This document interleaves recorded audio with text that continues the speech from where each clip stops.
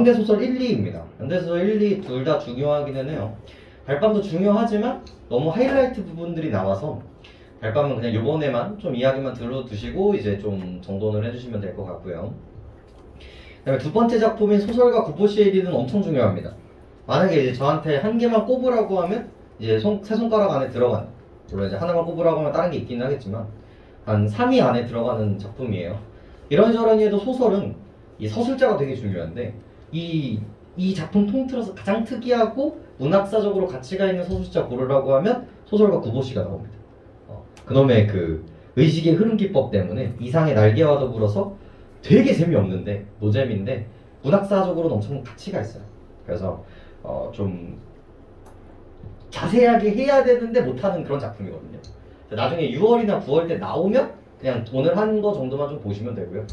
근데 안 나왔다. 그럼 우리가 이제 전문을 조금은 좀 중요한 하이라이트 부분을 좀 보실 필요가 있거든요. 그래서 오늘은 이제 내심적인 느낌으로 가고요. 좀 협소하게. 나중에 기회가 되면 꼭 봐야 되는 작품이기는 해요. 꼭 봐야 되는 작품이니까. 자, 가장 먼저 이제 뭐부터 보시냐면 첫 번째 뒤쪽으로 가죠. 뒤쪽으로 이제 평가 문제지로 같이 한번 보도록 합시다.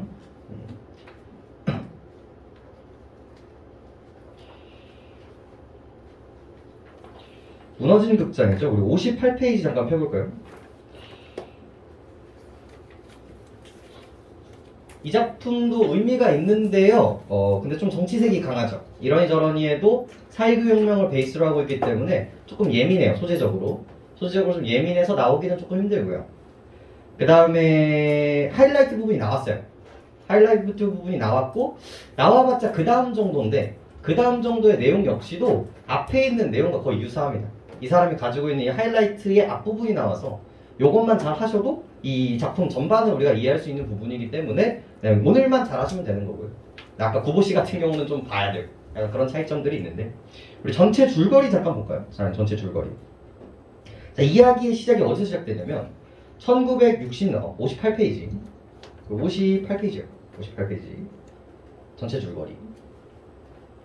방금 드린 프린트. 앞은 여러분들 수능 특강이고요. 뒤쪽은 이제 평가 문제집 붙여놨어요. 설명이 평가 문제집이 조금 되어 있으니까 평가 문제집에 58페이지 펴보시면 이제 이 작품의 전체적인 줄거리가 잡혀있죠. 자, 제목이 큰일이네. 그것 때문에 제목이 이제 무너진 극장이란 말이에요. 그러니까 무너지다라는 이미지가 이제 좀 중요하고요. 그럼 이제 극장이 뭘 상징하는가가 되게 중요한 작품이 되겠죠. 그죠? 그래서 전체 줄거리 좀 보시면 1960년 4.19 혁명 후에 혼란한 상황에서 배경이 4.19구나. 나는 친구들과 만나 지난 시위에서 죽은 친구 평길이의 무덤을 들렸다가 부상당한 친구들이 있는 병원을 찾아가게 됩니다. 여러분들 이 4.19 혁명이 일어나게 되는 계기를 좀 알고 계신가요? 이것도 결국은 다 실제 기반을 하고 있는 이야기인 거거든요. 이렇게 일제감정기라든지 4.19 혁명, 민주주의가 억압됐던 시대들은요. 판타지를 쓸 수가 없어요. 판타지를 쓸 수가 없어서 되게 사실 있는 그대로를 쓰려고 노력을 합니다. 약간 르포적인 느낌도 들고요. 약간 정보 전달, 그 당시 시대가 이런 사회였다라는 정보 전달의 느낌이 좀 센 작품들이 조금 많아요. 이런 것들이 이제 리얼리즘, 최대한 현실을 반영을 해서 쓰려고 하는 그런 주의들을 의미를 하게 되는데 이 작품 역시도 마찬가지인 거예요. 그 당시에도 뭐를 시위를 하다가 한 학생이 죽어버린 거야. 체류탄에 맞아서 이제 강에 뜨는 그런 이제 사건들이 있었는데 그런 사건들을 이제 배경을 하고 있다는 것도 확인할 수 있고요. 병원에서 나온 나와 친구들은 시국을 통탄하며 술을 마시고 거리로 나오다가 부정부패와 학정에 대한 분노로 시위를 하는 데모대의 무리에 휩쓸리게 됩니다. 그래서 이 장면이 이제 이쪽 얘기가 나오는 거죠. 무덤에 갔다가 병문안 갔다가 무덤 갔다가 이제 시위를 하고 이제 끌어넘치는 데모대는 정치 깡패 임혜수가 운영하는 평화극장으로 몰려가 닥치는 대로 극장을 부수기 시작을 합니다. 정치 깡패라는 수식어가 있는데 그 당시에는 약간 일본은 이제 야쿠자가 정치권과 연결이 되어 있죠. 우리도 이제 뭐예요? 조폭들이 이제 정치권과 연결되어 있었던 시대이기도 했었어요. 이때가 지금도 약간 그런 얘기들이 좀 있지만 그래서 정치 깡패 임혜수는요 그 나라의 앞잡이로서 이제 극장 그 당시에 이제 극장이라는 이미지를 좀 아실 필요가 있는데 여러분들 3S 정책이라고 알고 계신가요? 스크린, 스포츠, 그 다음에 섹스. 이렇게 세 가지로 사람들을 이제 혼란시키는 거야. 이 정치에 이제 관심이 없게 하고, 그냥 우매한 민중을 만들어서 그냥 야구 보면서 즐겁고, 영화 보면서 즐겁고, 성적인 거 보면서 즐거운 그런 사회를 만들려고 노력했었던 거예요. 그러니까 여기서 생각하는 이런 극장들은 뭐예요? 사람들을 세뇌시키고 선동시키는 이미지로서 일단 첫 번째 이미지를 가지고 있어요. 그게 이제 무너졌다라는 것, 이 4.19 혁명으로 인해서 그런 정치 체계들이 무너졌다. 이런 이미지로 이제 같이 갖고 갈 수 있는 부분들이겠죠. 그래서 이 극장이라는 게 그런 선전용 도구로 이제 사용되고 있었는데, 닥치는 대로 극장을 부시기 시작을 합니다. 나는 거기에 동참하다가, 여기가 포인트거든요. 어느 순간 이성을 되찾은 후에 흥분한 데모대의 모습을 관찰하게 됩니다.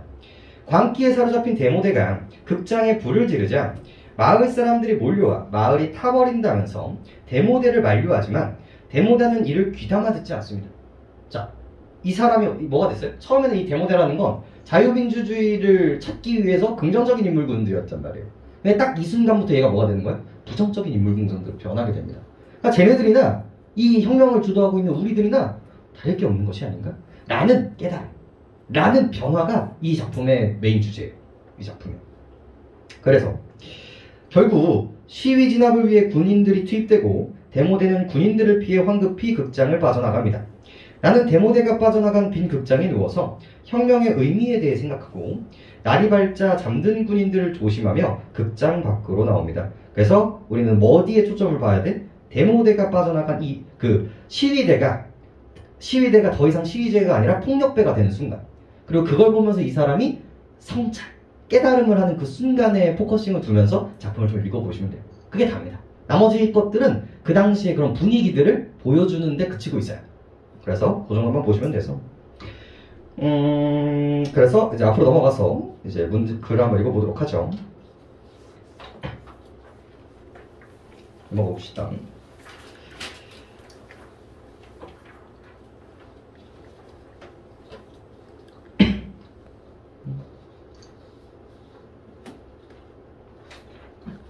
보죠. 자, 맑은 날씨였으나, 나니까 조금 부정적이죠? 맑은 날씨였으나 시내의 풍경은 우리가 전혀 낯선 도시에 막 닿았을 적에 맞는 서먹서먹 인상을 우리에게 줄 만큼 바뀌어 있었다. 지금 이제 바뀜의 이제 포인트, 시작이 이제 맑은 날이었다. 하지만 내가 느끼는 감정선들을 이제 확인할 필요가 있겠죠. 내가 도시에 왔어. 우리가 맨날 살던 도시지만 이 도시에서 뭘 느끼고 있어요? 낯설음을 느끼고 있어요. 그럼 왜 이 감정을 항상 소설은 인물이 느꼈을 때 왜 느끼고 있지? 라는 생각을 해야 된다는 거죠. 군인들은 거리마다 도열되어 있고요. 곳곳에 바리케이트가 쳐져 있었습니다. 불타버린 건물들, 탄흔들이 남아있는 이 도로에서 우리는 마치 전쟁이 한바탕 휩쓸고 지나가기라고 한 듯한 느낌이었습니다. 그래서 태양은 더욱 뜨겁고 더욱 맑고 푸르게 느껴졌습니다. 자, 서먹서먹하고 어색한 낯선 느낌이 드는 이유가 뭐예요? 그 당시 뭐가 떨어졌기 때문에 그렇습니까? 계엄령이 떨어져서 그렇습니다.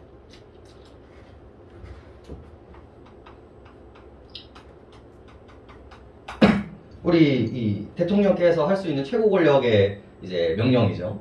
지금 우리가 이렇게 하고 있지만 밖에 이제 군인이 있는 그런 상황이 만들어지는 거예요. 너희들이 이제 그 폭도들의 위협, 그리고 이제 국가 전복, 국가 체제의 전복. 그 당시에는 되게 마법의 단어가 있었거든요. 너 빨갱이지. 이거 한 방이면 끝났었던 시대였단 말이에요. 실제로 이런 민주주의의 억압에 대한 이야기들을 하는 사람들도 전부 다 너 간첩 새끼지? 우리가 간첩 때문에 이런 놈들을 해야 된다. 그리고 실제인지 아닌지는 모르겠지만 실제로 그런 간첩들이 나왔다는 보도들도 계속 되고 있었었고요. 그래서 그거를 억압하고 있는 모습인 거예요. 그래서 낯선 모습. 그래서 이거를 이제 긴장감 있는 분위기, 뭐 이런 식으로 이제 표현을 하고 있는데, 그 당시에 이제 사회의 분위기를 보여주고 있다 정도로 이제 마무리를 해주시면 됩니다. 근데 이제 뭘 보여주고 있어요? 이렇게 억압되어 있는데 반면 뭐는 항상 이제 쓰이는 표현법 중에 하나인데, 반면에 자연은 뭐다? 맑다, 아름답다, 깨끗하다. 이런 식의 이제 대조대비를 통해서 지금의 분위기를 조금 더 부각시키고 있는 부분들까지도 챙겨주시면 됩니다.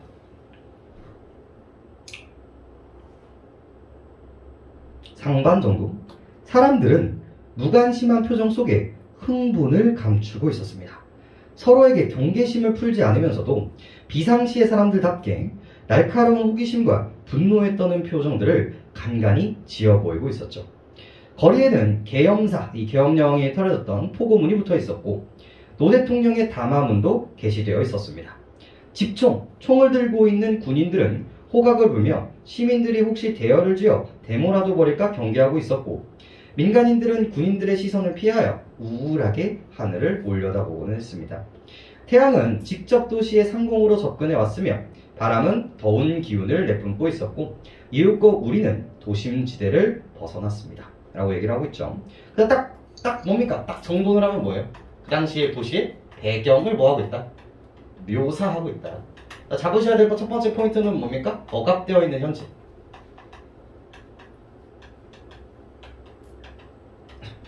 포구문이라든지 군인들이라든지 뭐 이런 전쟁 장비라든지 이런 것들 이제 체크하시면 되겠고요.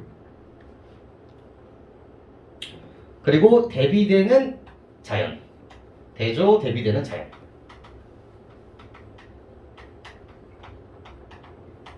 이 정도가 이 구절에서의 포인트가 되겠습니다.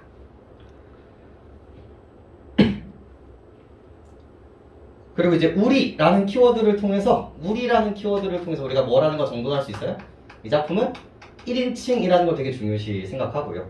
애초에 이제 주제의식이 이 사람들에 대한 나의 생각 변화, 이 작가의 그런 가치관 이런 것들을 보여주기 때문에 1인칭이 훨씬 더 내면 심리를 보여주기에 적합했고요. 내가 자꾸 벌어지는 일이기 때문에 1인칭 주인공 시점으로서 이 이야기는 흘러가게 됩니다. 자, 그러면서 도심지대를 벗어났다. 여러분들은 그냥 넘어가시겠지만 항상 공간감은 중요해요. 그래서 여태까지 도시였고 이 사람이 도심지대를 벗어났어요. 그럼 생각을 해야 돼. 왜 도시를 벗어났을까를 생각을 하는 거면서 다음으로 넘어가 보죠.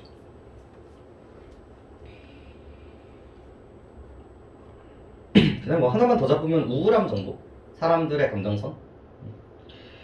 우리는 중량교까지 시내버스를 타고 가서 거기에서 서울을 벗어났다. 그래서 중량교. 그리고 서울을 벗어나게 되네요. 외곽.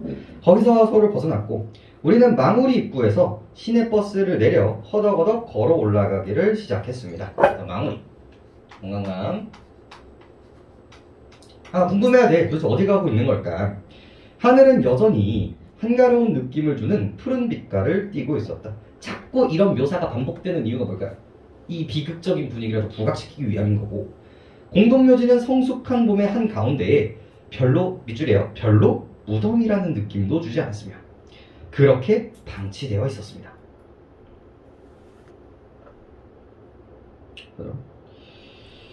그럼에도 거기에는 죽은 사람들의 고단한 혼박이 닥지닥지 붙어 있었고 죽음은 다만 광물성의 의미밖에 가지고 있지 않은 듯 했다. 그러니까 물질로 돌아가 버린 듯한 의미가 있었다. 자, 이게 왜 이런 얘기들을 하는지를 생각을 해보시면 되는데 여기서 결국 어디를 간 거예요? 이 마무리에서? 공동묘지를 간 거예요. 이 공동묘지에는 죽음을 맞이한 시체들, 사람들이 있는 공간인데 이 사람들은 그걸 느껴요? 못 느껴요? 못 느끼는 거예요. 감정 라인들이 그렇게 잡혀 있잖아요. 어떻게? 첫 번째가 무덤이라는 느낌도 안 주었고 그냥 물질로밖에 의미가 가지고 있는지 않는 듯 했다라고 이야기를 하잖아요. 그 다음 볼까요? 부정선거와 오도된 민주주의를 규탄하다가 죽어버린 21살짜리 청년의 시체가 그 가운데 있으리라는 증거를 발견할 수는 없었다. 그래서 친구를 만나러 갔고 이 친구는 뭐 때문에 죽었다. 이 민주주의 운동을 하다가 사망을 했구나 라는 것도 우리가 추론을 낼 수 있는 지점이 되겠고요.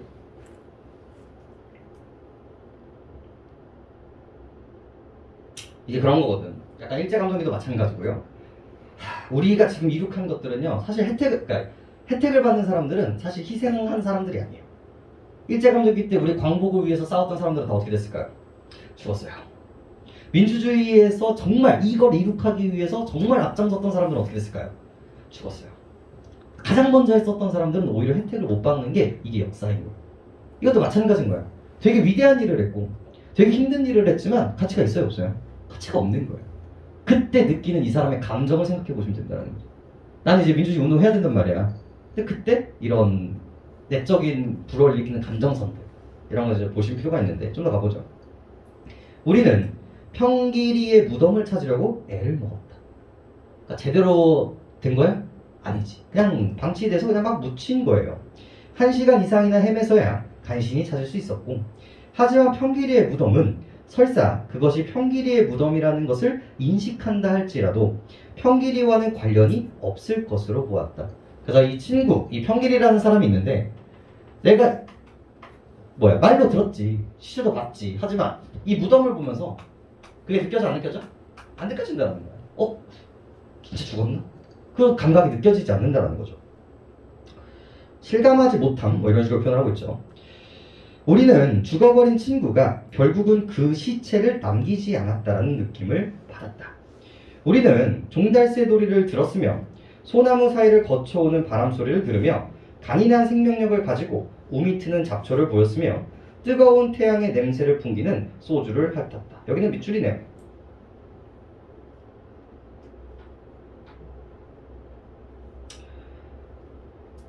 하지만 이렇게 우울하게 끝나는 줄 알았는데 결국 마지막 묘사가 이제 뭐로 끝나요? 마지막 묘사가 뭐로 끝나? 생명력 넘치는 자연묘사로 끝난단 말이에요. 그래서 이렇게 의미가 없는 것처럼 보이지만 이게 이 죽음이 있는 것도 없는 것도 느끼지 못하지만 결국은 이게 뭐로 이어져? 그 다음 세대, 그 다음 생명력으로 이어질 수 있다는 메시지를 여기서 전달하고 있는 거예요. 이 지점에서는. 이럼에도 불구하고 생명력은 다시 태동한다. 이런 뉘앙스로 받아주시면 됩니다. 그래서 민중의 저항 정신과 연결되는 부분이다 보시면 되겠고, 이윽고 우리는 사자 평길이에게 허리를 굽혀 절하는 후에 그곳을 떠났습니다. 먼 지방으로부터 서울을 향하여 다가오는 시외 버스는 그런데 만원이 되어 있었고, 엄밀하게 계엄령의 울타리를 치고 있는 그 속으로 끼어들려고 하는 버스의 느릿느릿한 속도에도 우리는 그러나 그 계엄령을 잊어먹고 있었다. 다만 우리는 사자로부터 멀어져 가서 그 사자가 되게끔, 그 사람이 죽어버리게끔 만든 도시의 생명 속으로 끼어들어가고 있는 것이었다. 그래서 이 사람이 어디서 죽었어? 도시에서 운동하다 죽었단 말이야. 그래서 아이러니하게도 다시 우리는 어디로 들어가고 있어? 이 죽음 속으로, 이 시체를 만든 그 도시 속으로 돌아가요. 그 이유가 뭐겠어? 이거요. 민주주의 운동하러 다시 돌아가고 있는 사람의 심리를 보여주고 있는 거죠. 네? 그래서 우울했지만 다 쓸모없는 것처럼 보이지만 결국은 희망의 메시지를 전달을 하면서 이제 첫 번째 이야기가 마무리가 됩니다. 다시 돌아오죠. 중략, 정부의 부정부패를 규파하며 모인 데모대는 어느 순간 정치깡패 임화수가 운영하던 극장으로 가자는 구호와 함께 평화극장으로 향하고, 데모대에서 끼어있었던 나는 그들과 함께 극장으로 들어갑니다. 극장에 들어간 데모대는 점차 폭력적인 성향을 드러내며 극장의 기물들을 부시기 시작합니다. 그래서 여기서 폭력성 동그라미 치면 되거든요. 폭력성. 네, 씬이 넘어가요. 이제 추모하고 이 사람들이 정이었거든요. 갑자기 이제 분위기가 조금 바뀌기 시작을 합니다. 데모가 일어나고요. 그리고 이제 극장으로 향하게 됩니다. 극장을 사실 부수는, 극장을 이제 포위를 하고, 그 다음에 여기 있었던 정치 깡패를 차출하고 처벌을 하는 것 자체는 이해가 된단 말이에요. 하지만 이 극장을 부수고, 그리고 이제 극장을 부수니까 옆에서 사람들이 온단 말이에요. 그걸 이제 말리지만 결국은 끝까지 부숴버리는, 이런 장면들을 통해서 어떤 메시지를 전달하는지를 이제 보시면 되는데, 자, 그때 나 또한 무대에 있는 곳으로 올라갔다. 이미 막이며 스크린은 산산조각으로 찢겨 있으며 폭력, 무대의 마룻바닥 역시도 엉망으로 망가져 있었다. 나는 무대에서 객석을 향해서 서 있었다. 수많은 관객을 매혹시키던 아름다운 배우가 의기양양하게 가슴을 펴고 자신의 연기를 자랑하던 모습은 상상할 수 없었다. 파괴. 그때 내 눈에 비춰진 광경은 너무도 비현실적인 냄새를 풍기고 있었다. 어둠과 밝음의 경계가 뚜렷하게 이루어지지 않았고, 그러나 어둠보다 밝은 쪽에 더욱 광기를 내포해내고 있었다. 여기서 끌어갈까요? 결국은 뭐에 대한 이야기야? 뚜렷하게 이루어지지 않았다. 이 극장에서 어디에 올라간 거예요? 이 사람이 무대 위로 올라갑니다. 이렇게 무대 위로 올라가니까 이 무대를 부수고 있는 사람들의 면모들이 다 보이기 시작하는 거예요. 얘들이 이제 관찰하게 되는 거죠. 근데 이 관찰의 수식어가 뭐예요? 뚜렷하지 않았다. 구분하지 않는 거야. 즉 뭐와 뭐의 사이인 거야. 이 혁명과 이 폭력, 이 정의와 부정, 이 사이에 경계선이 뭐 해버렸어요? 지금 이제 명확해지지 않았다는 거죠. 그걸 이제 이런 식으로 수식을 하고 있는 거고요. 중요한 포인트네요. 아래층이고 2층이 뭐 할 것 없이 사람들은 아무런 의미 없는 마치 원시인들과도 같이 고함을 꽥꽥 지르며 제멋대로 날뛰고 있었다. 여기 있는 민중들을 뭐로 빗대어서 표현하고 있습니까? 원신. 그래서 이제 뭐 지식이나 혹은 법, 정의 이런 것들이 배제되어 있는 사람들을 가르칠 때 원시인들이라고 얘기를 하는데 그렇게 비유를 하고 있네요. 여기저기 불길이 번지기 시작하는 곳에는 마치 이 세계의 종말이 다가왔다는 것처럼 이상한 냄새를 피우며 연기가 퍼져가고 있었다. 우당탕탕 소리가 겹쳐올라 무자비한 전투가 벌어지고 있는 것처럼 보인가 하면 무조건 만세를 부르며 절규하는 자들도 있었다. 나는 마룻바닥에 주저앉아서 점점 매캐한 냄새를 풍기는 연기를 맡고 있었다. 그래서 그 당시에서 이제 폭력성을 보여주고 있는 사람들을 관찰하면서 느끼고 있는 감정선만 따라가시면 됩니다. 그 다음에 중요하겠죠. 그래서 이 원시라는 얘기를 한 이유는 뒤쪽에서 좀 더 나오는데 이 원시는 뭘 가지고 움직이는 사람일까? 여러분들 지금 뭐 하고 싶어요? 밖에 나가가지고 이 봄 기운을 느끼고 싶잖아요. 사실 공부보다 재밌는 게 얼마나 많아. 하지만 우리가 그렇게 하지 않은 이유는 뭐예요? 우리에게는 책임이 있고 관계가 있고 이제 생존의 그런 것들이 있잖아요. 하지만 원시는 그런 게 있게 없게? 없단 말이야. 얘는 뭐로만 움직이는 사람들이에요. 본능으로만 움직이는 사람들이에요. 사실 우리는 이거를 가지고 얘기를 했지만 지금 이 모습은 이게 아니라 뭐라는 거지. 그냥 본능으로만 움직이는 사람들 같다라는 거예요. 아마 이것이야말로 자 여기 너무 중요합니다. 사람들이 불만스러워할 때 막연히 느끼는 그러한 방심 상태일지도 모른다. 원시적이고 본능적인 무질서로의 해방 상태. 이게 해방이라고 얘기를 하니까 이런 민주주의적인 사회 분위기에서 해방은 되게 긍정적인 단어처럼 보이잖아요. 하지만 이건 뭐예요? 원시인으로 된 상태예요. 우리가 평소에는 이렇게 살고 있지만 그런 것들을 다 뭐 한 거야? 다 부셔버리고 우리의 본질이 드러난 상태라는 거지. 그랬을 때 여기서 부정을 해석하셔야 돼요. 이런 본능이야말로 최루탄을 맞으면서 애써 진행시켜갔고 대열을 만들어갔던 데모의 다른 한쪽 면이 아니었을까. 즉 이 데모는 긍정적인 거 맞아요. 우리의 자유를 추구하는 거니까 긍정적이란 말이야. 하지만 지금 이 극장에서 벌어지고 있는 이 원시인 같은 모습, 이 폭력성, 여기는 데모가 긍정인 줄만 알았지만 그 반면에 있었던 뭐라는 거예요? 부정성이라는 걸 얘기를 하고 있는 거예요. 그래서 이거 좋은 거라고 생각하시면 큰일 납니다. 그러니까 데모의 바깥쪽에는 법률적인 것, 도덕적인 것, 종교적인 것, 심지어는 신화적인 것이 이를 지켜주고 있었을 것이다. 지금 이 수식어들은 다 좋은 거죠. 원래 우리 인류의 역사는 뭐로 이루어져 있어? 혁명과 이 전복의 역사로 이루어져 있단 말이에요.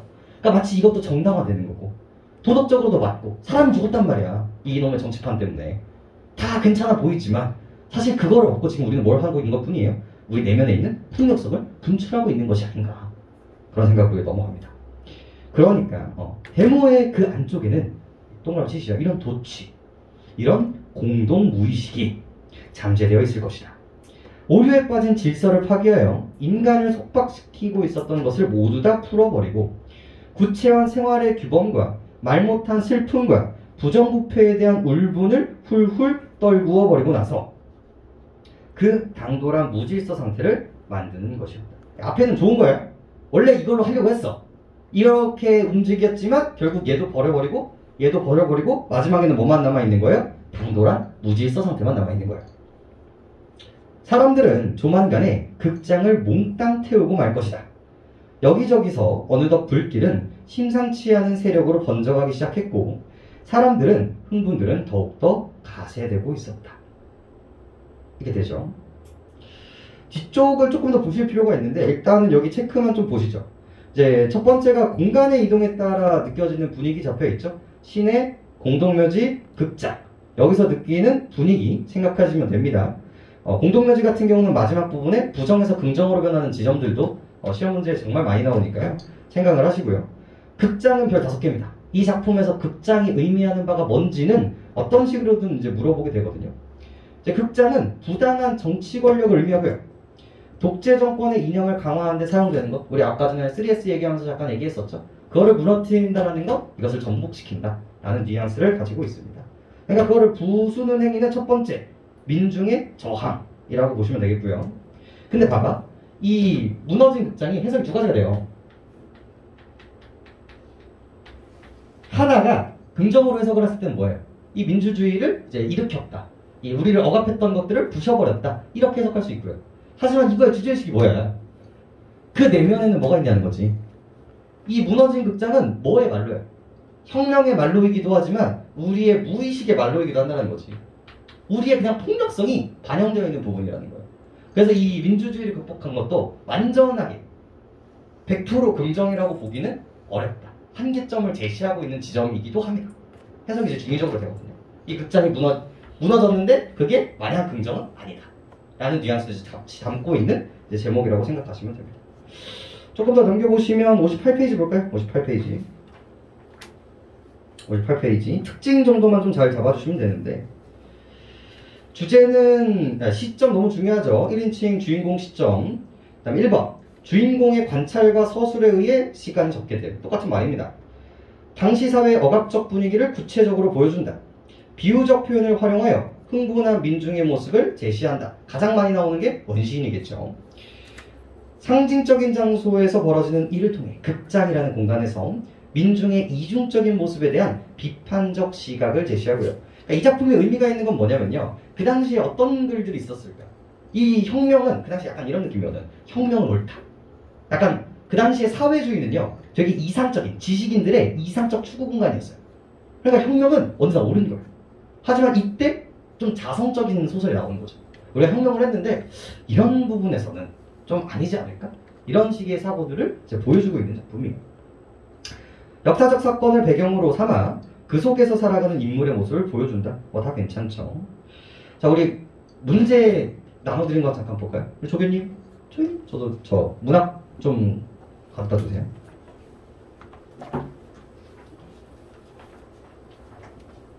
고맙습니다. 자, 그래서 같이 넣어놨는데, 넘겨서 첫 번째 보시면 이제 무너진 극장이 나오죠. 거기에서 어디를 보시면,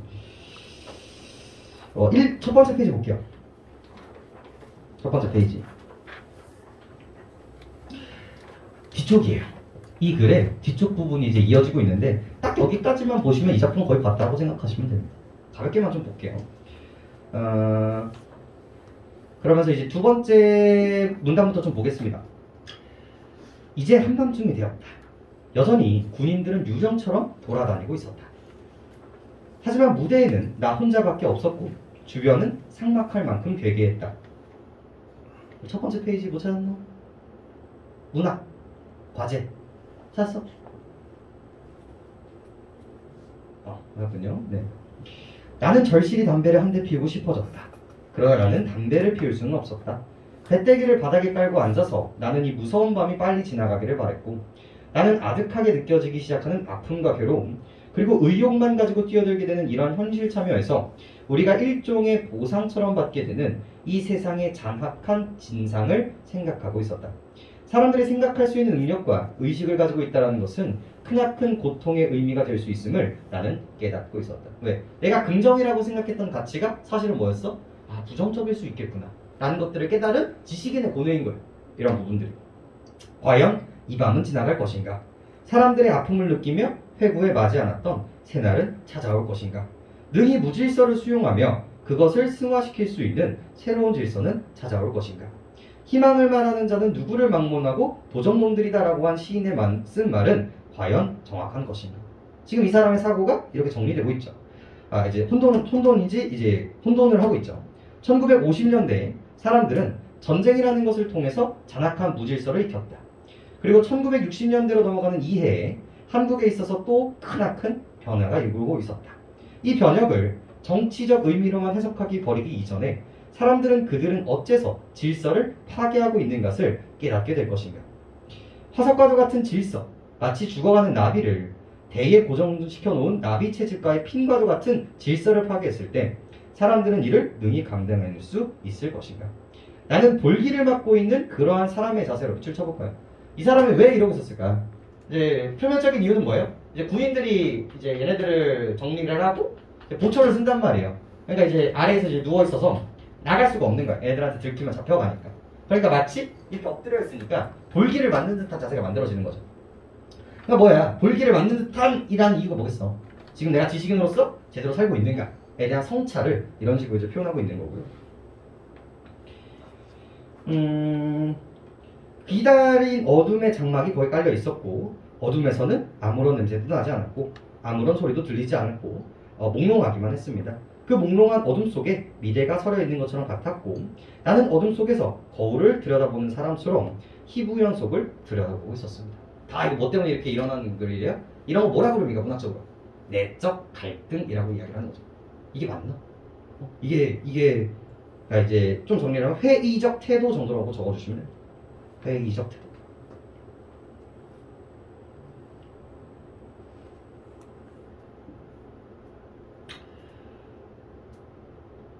그래서 여기까지 이제 마중물처럼 읽어드린 이유는 뭐겠습니까? 여기 좀 신경 써서 읽으라고. 뒤쪽에서 나오는 이야기들도 다 뭐예요? 이런 내적 갈등이 어떤 식으로 이제 전개가 되는지에 대한 키워드들이거든요. 이 키워드들 문제와도 연결되어 있는데 옆에 이제 두꺼운 글씨들이 있어요. 함몰된 세계, 타종의 울림, 역사의 미야. 왜 이런 단어들을 쓰는지를 이제 좀 생각을 해보시면서 문제를 한번 풀어보시죠. 여기 뒤쪽까지만 읽으시면 대부분 마무리가 될 겁니다. 알겠죠? 자, 두 번째 보시죠. 그리고 이제 여기에 나오지 않았던 그 부분도 있어요. 그 중략불구에서 나왔었던 우리 저기 좀 때려 부수러 갑시다. 그 장면 있죠? 그 장면도 같이 실어놨으니까 딱 그 두 부분만 보시면 돼요. 자, 그 다음 넘겨보시면은 달밤까지는 좀 보시죠. 달밤. 우리 평가 문제 70페이지. 현대소설 01로 잡혀있는 작품이고요. 수능 특강에 정말 많이 나오는 작품 중에 하나예요. 근데 수능에 나오기는 너무 가벼워요. 너무 쉬워요. 오늘 들으시면 이제 끝납니다. 너무 쉬운 작품이다.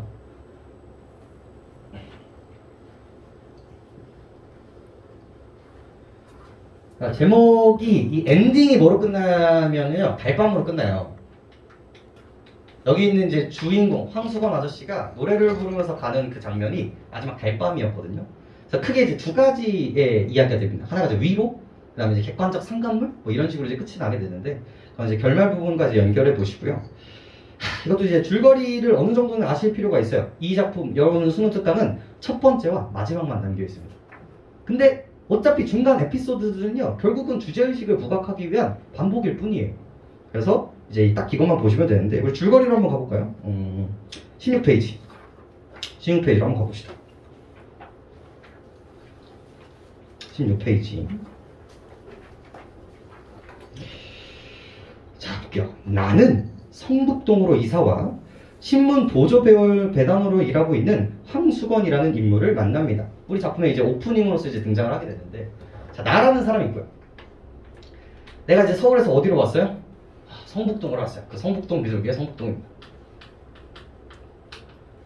그래서 어떤 사람을 만나요? 황수건이라는, 아니죠? 그럼 별명이니까. 맞네. 황수건이라는 사람을 만나게 돼요. 근데 여기서 보조 배달원. 그 당시에는 편지를 주고받는 게 중요했으니까요. 근데 얘가 비정규직입니다. 비정규직. 근데 이 사람이 좀 가보자. 그는 못난이지만 천진하고 순박한 사람으로 나는 그런 황수건과 대화하며 그의 꾸밈없는 모습에 호감을 느끼고 그와 가까워집니다. 그래서 이 작품은 처음부터 끝까지 나는 이 황수건에게 긍정적인 감정을 가지고 있어요. 결국은 여기서는 연민과 동정 막 이렇게 되는데 이 감정선이 되게 중요해요. 그러니까 동정을 하고 하면 안 돼요. 되게 긍정적인 감정선으로 이제 봐야 되거든요. 마치 친구를 보는 듯한. 네, 이제 조금 더 가보죠. 그런 것들은 연민? 그죠? 연민? 동정? 다 괜찮은데 그것보다 조금 더 긍정적인. 그래서 황수건은 아내와 함께 형님 집에 앉혀 살면서 학교 급사로 일을 하다가 쫓겨나서 신문 보조 배달원이 됩니다. 그의 소망은 정식 배달원이 되는 것이지만 못난이라는 이유로 그 꿈은 번번이 좌절되고 마침내 보조 배달원 자리에서도 쫓겨나게 됩니다. 자신이 급사라 있었던 삼신학교의 앞에서라도 참외장사라도 해보고 싶다라는 황수건의 말을 듣고 나는 장사미천이라고 쓰라며 그에게 돈 3원을 줍니다. 그러나 황수건이 참외장사마저 실패하고 그의 아내는 달아나버렸다는 소문을 듣게 되죠. 탈포한의 날에 찾아온 황수건은 포도송이를 내어놓으며 고마운 마음에 왔다고 말하지만 이내 포도주인이 나타나서 그 포도가 훔쳐온 것을 알게 됩니다. 나는 포도값 대신에 물어주고는 그의 따뜻한 마음이 담긴 포도를 아껴 먹으며 애틋함과 안타까움을 느끼죠. 이게 이제 마지막 엔딩 부분이죠. 그러나 어느 날 달밤에 한탄조의 노래를 부르며 내려오는 황수건을 목격한 나는 그가 무안해 할까봐 배려죠. 얼른 나무 그늘에 몸을 숨기고 그의 노래를 듣습니다. 네, 그때가 이제 달밤이라서 이런 이야기들이 만들어지는데 너무 간략하니까 우리 오프닝은 읽어보고 그 다음에 조금 더 이제 내용을 확장을 한번 시켜봅시다. 한번 보시죠. 글감 한번 봅시다. 글감 보면서 얘기해 드릴게요. 오프닝. 이 작품이 있으니까 오프닝부터 볼까요? 내가 얘기하고 있는데 자꾸 누가 나와요? 황수건 아저씨가 나옵니다. 그래서 이 작품은 뭘 잡는 게 중요해요? 1인칭, 아까 전 주인공 시점이었죠? 얘는 관찰자 시점입니다. 얘는 이제 작가로 등장을 하고요. 지식인이라고 생각하시면 됩니다. 지식인. 이렇게. 자, 성북동으로 이사 나와서 한 엿새 되었을까? 그날 밤 나는 신문을 머리맡에 밀어던지고 누워 새삼스럽게 여기도 정말 시골이군! 이라고 얘기를 했다. 자, 생각해야죠. 왜 시골이라고 느꼈을까? 무어 바깥에 컴컴한 걸 처음 보고 시냇물 소리가 쏴 하고 솔바람사리를 처음 들어서가 아니라, 자, 문제 나오면 여기가 이렇게 나오겠지? 아니라 황수건이라는 사람을 이날 저녁에 처음 보았기 때문입니다. 자, 나는 어떤 감정을 갖습니까? 여기 참 시골이로군 이라는 생각을 해요. 근데 그 이유가 예쁜 자연물들 때문이 아니라 뭐 때문에? 이 황수건 아저씨 때문이었어. 그럼 이제 왜일까? 왜 황수건 때문이었을까? 무어 바람이 그는 말 몇 마디 사귀지 않아서 곧 못난이라는 것이 드러났다. 얘 속성? 못난이. 여러분들만 해도 좀 많이 없어졌는데 저 어렸을 때 제가 여러분 나이 때만 하더라도 길거리에 꼭 이상한 형들이 한 명씩 있었어요.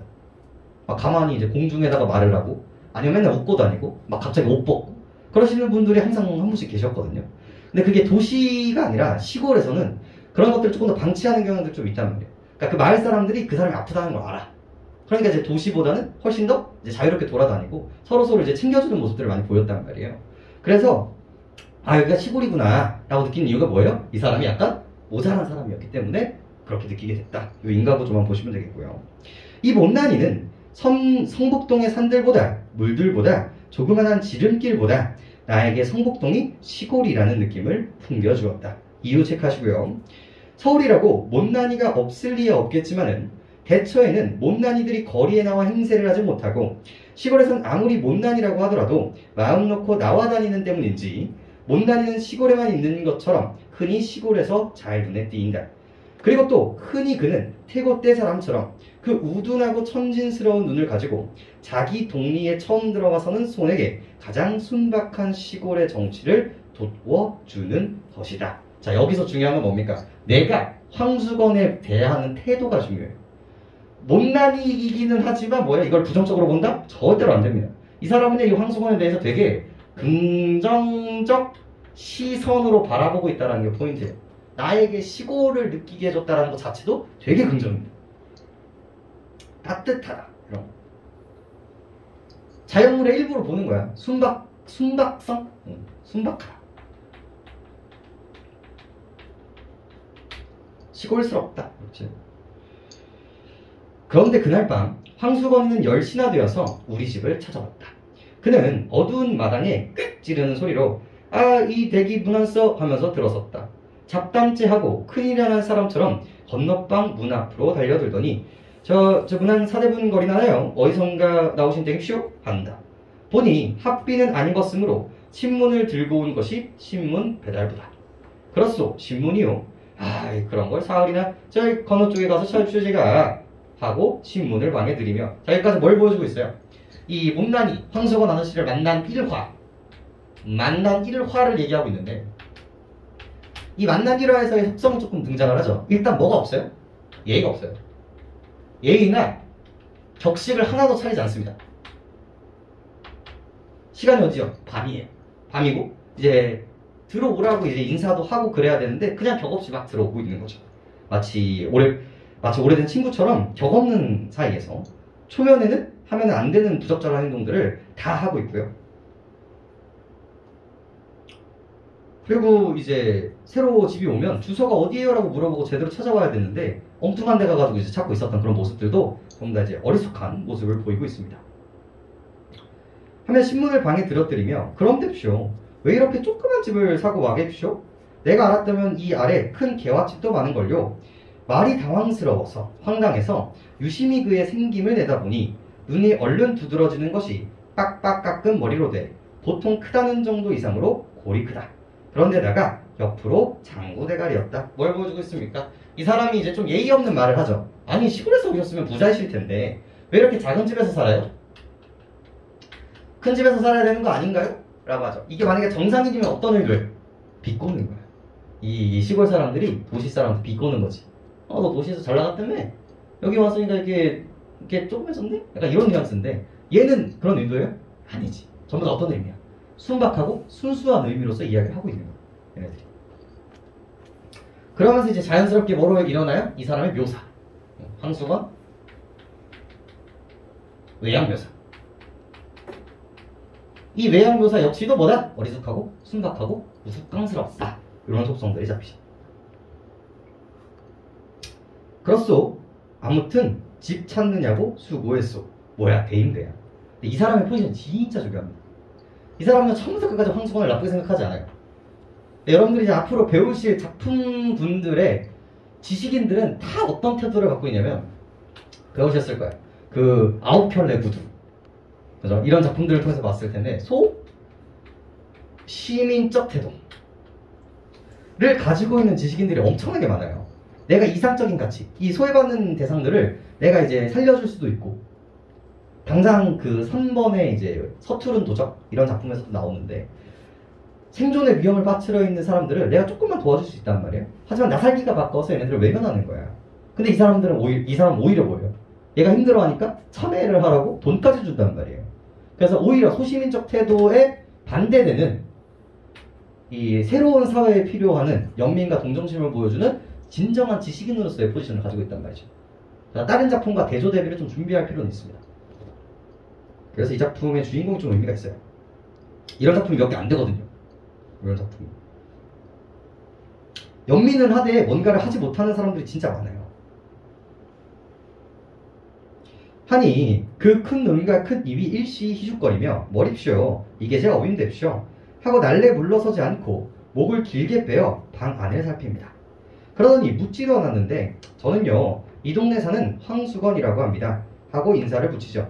나도 깎듯이 내 성명을 대했습니다. 예의 차리는 거 보이시죠? 또 그는 싱글벙글하면서 대개는 개가 엇구려 합니다. 아직 없소 하니 그까짓 거 두지 마십시오 한다. 왜 그렇소? 물으니 그는 얼른 대답하는 말이 신문 보는 집인데쇼 개를 두지 말아야 합니다. 이거 재밌는 말이다 하고 나는 그러니까 우리였으면 뭐예요? 이상한 사람이야 라고 할 텐데 이 사람은 재밌는 사람이다.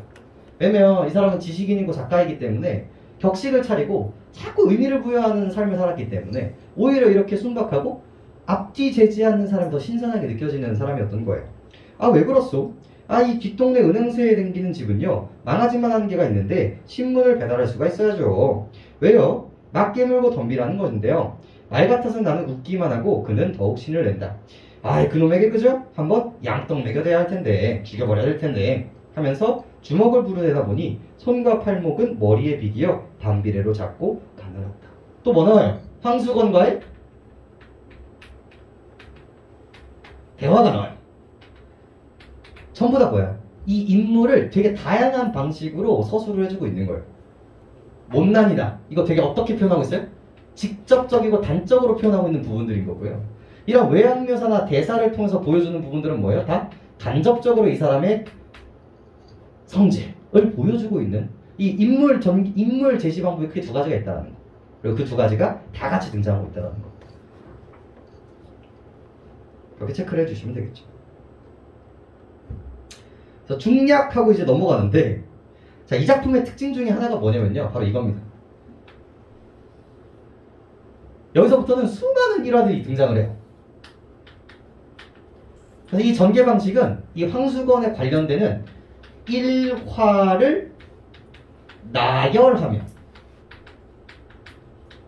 라는 전개 방식이 잡혀요. 그러니까 막 이어진다라기보다는 에피소드와 에피소드들이 이제 계속 연결된다라고 생각하시면 됩니다. 마치 시트콤처럼요. 그래서 중략 다음에 바로 삼산학교라고 이야기를 하고 있잖아요. 그래서 이 중략된 에피소드 중에 하나가 첫 번째가 이 삼산학교 에피소드예요. 얘가 원래 처음에는 얘가 뭐에 있었냐면 삼산학교에 급사 일을 하고 있었어요. 약간 비서 같은 거라고 생각하시면 됩니다. 경비 아저씨 요즘으로 따지면. 근데 이 역할, 제일 중요한 역할이 뭐냐면 통행관리. 그냥 두 번째가 요즘처럼 이렇게 자동벨이 아니었어요. 이제 시간마다 1교시 끝나면 위로 올라가서 종 치는 일. 그리고 이제 환경미화. 이 세 가지가 이제 가장 중요한 일이었는데 이 사람이 잘 하다가 잘려요.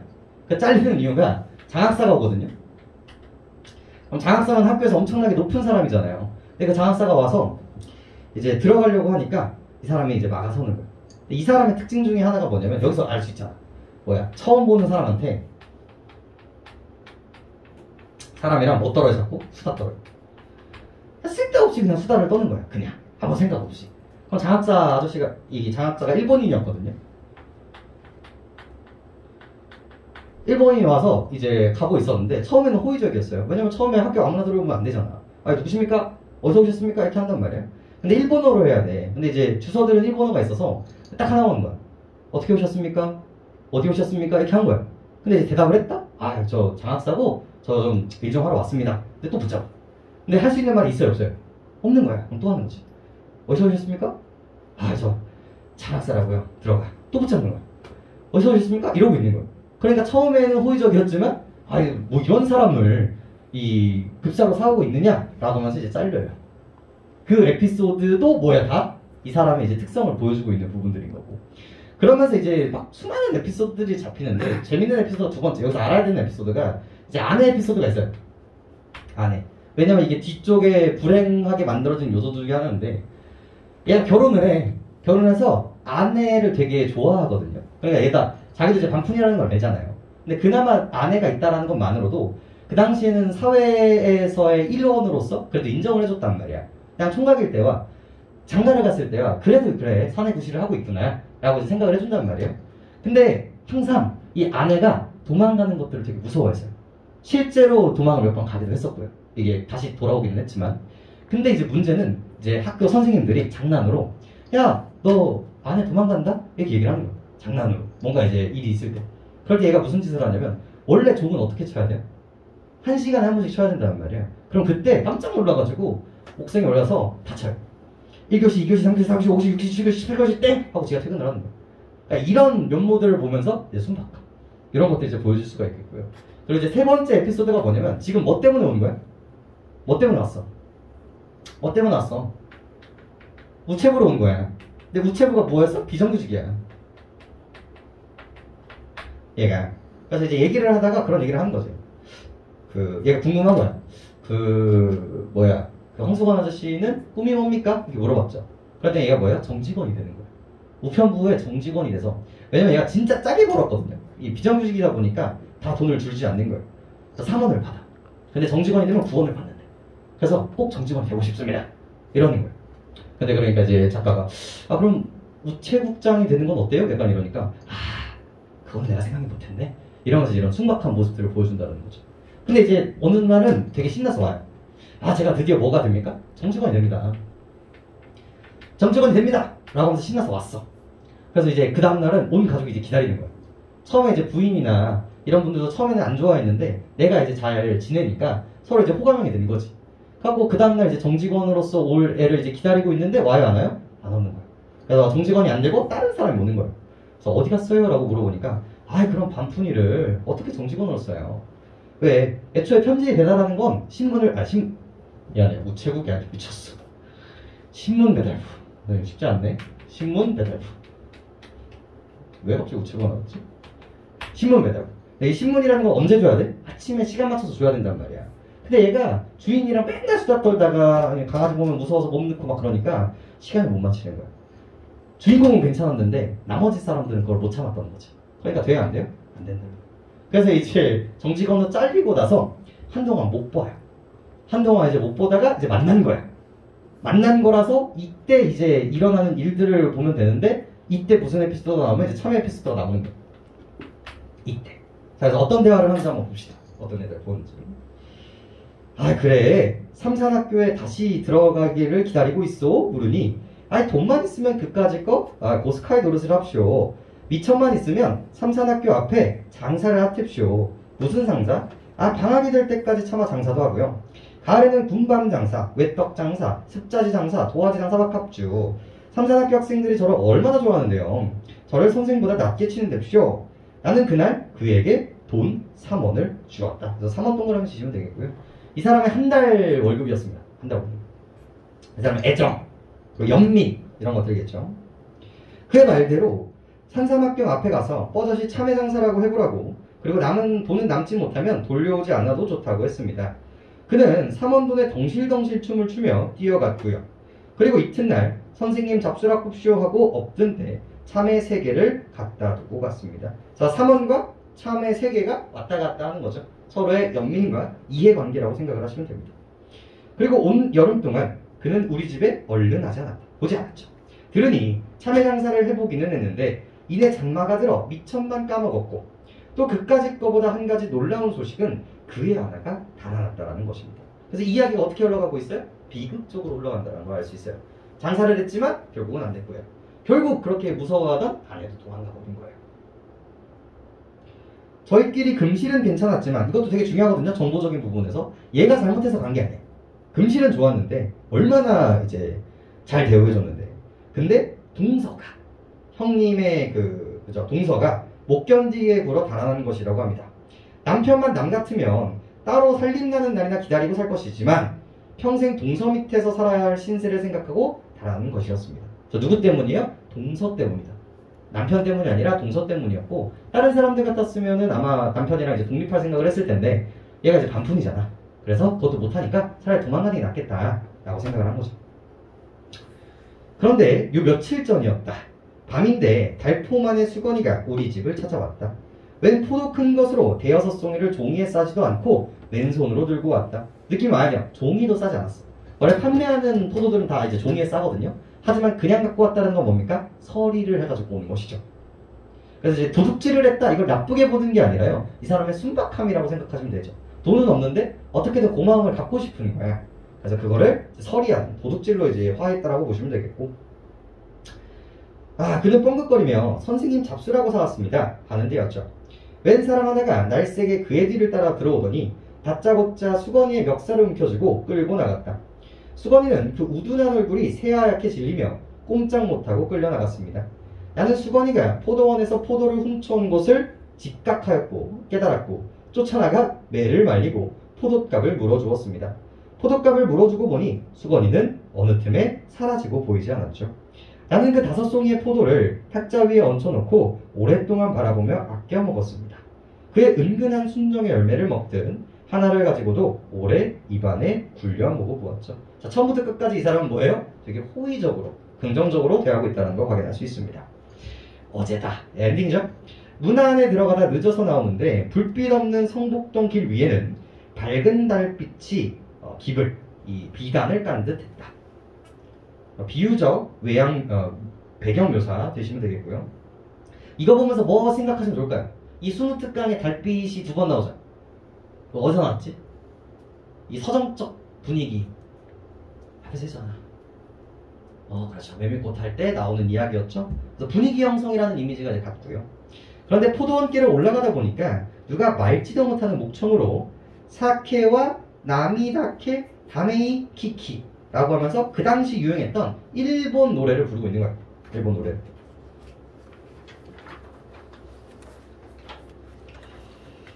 그래서 부르면서 큰 길이 좁다는 듯이 휘저기면서 내돌아보았습니다.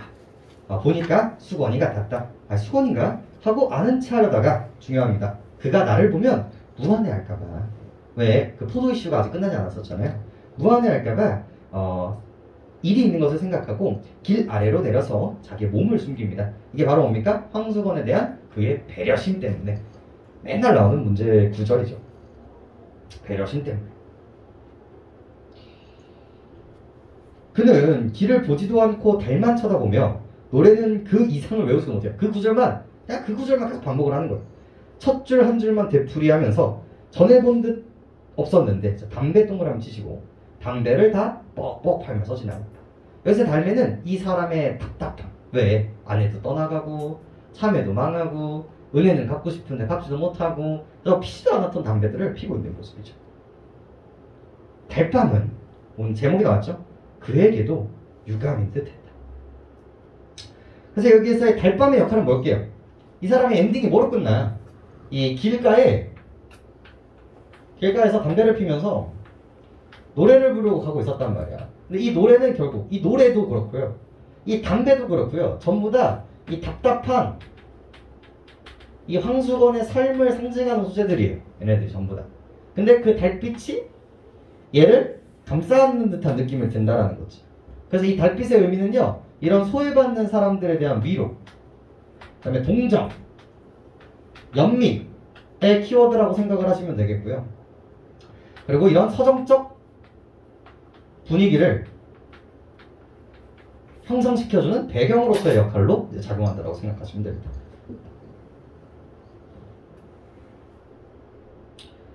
그러면서 이제 여운을 주는 그런 지점들이 되겠죠.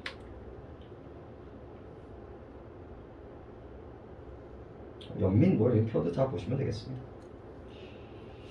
그래서 그 아래에 있는 달밤의 장면과 의미의 역할은 나오겠죠? 어떤 식으로 나오게 될 테니까 잘 챙겨가시고요. 특징만 읽으면서 마무리해 봅시다. 16페이지.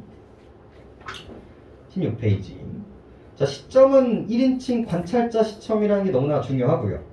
주제는 각박한 현실 앞에서 좌절하는, 우리 황수건 아시죠? 사회적 약자에서 어떤 태도를 보이자? 연민의 태도를 보이자. 1번. 서술자가 중심인물과 관련된 과거의 사건을 회상하면서 서술합니다. 그래서 이거 역순행적 구성이에요.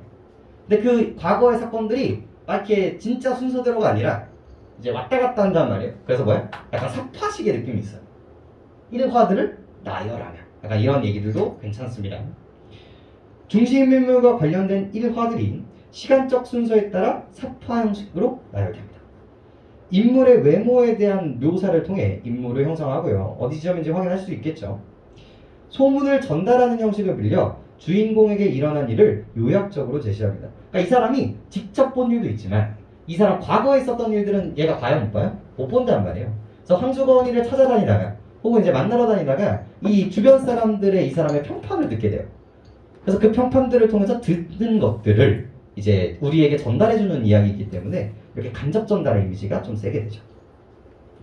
대화에 사용되는 어휘와 말투를 통해 인물들의 계층 차이가 드러난다. 아까 전에 잡아드렸던 이 지식인, 그리고 이제 못난이, 요 지식인 차이도 보시면 되겠고, 결말을 명확하게 제시하지 않는 방식으로 이제 마지막에 열린 결말이라고 얘기를 많이 하죠. 그냥 그렇게 끝이 난단 말이에요. 그냥 위로와 연민 하면서 이제 끝이 나는데, 이렇게 상상력을 자극하고 이 사람은 어떻게 됐을까? 그리고 이제 여운을 준다라고 마무리가 됩니다. 딱 이 정도예요. 그래서 요번에 드리는 문제들도 이제 중간중간 생략되어 있는 구절들이 있단 말이에요. 아, 이런 에피소드가 있구나. 아, 선생님이 했었던 에피소드가 여기구나. 이렇게 보시면 되겠고요. 근데 대부분의 소설들은 결국 뭘 포함할 수밖에 없어요? 만약에 여러분들이 선생님이야. 제목이 달밤이야. 주제의식도 보여줘. 그럼 이 엔딩 부분을 뺄 수가 있을까 없을까? 없겠죠. 그래서 여태까지 나왔던 모의고사들도 우리가 지금 봤었던 이 엔딩 부분을 전부 다 포함하고 있습니다. 그래서 수능 특강은 맨 앞과 맨 뒤지만 지금 보시는 글들은 중간들도 있을 테니까 한번 풀어보시면서 이미지를 형성해 주시면 되겠어요. 이러고 끝내면 돼. 다시 안 볼 필요 없어. 근데 이제 6월, 9월도 나오기 힘든 작품이에요. 여러분 모의고사 풀 때도 좀 문제가 귀찮아. 아니면 비문학이 너무 어려워. 그럼 이제 이런 작품 나오는 겁니다. 바람만 두시면 되고요. 잠깐 쉬었다가 국어 시리까지만 좀 보고 갑시다.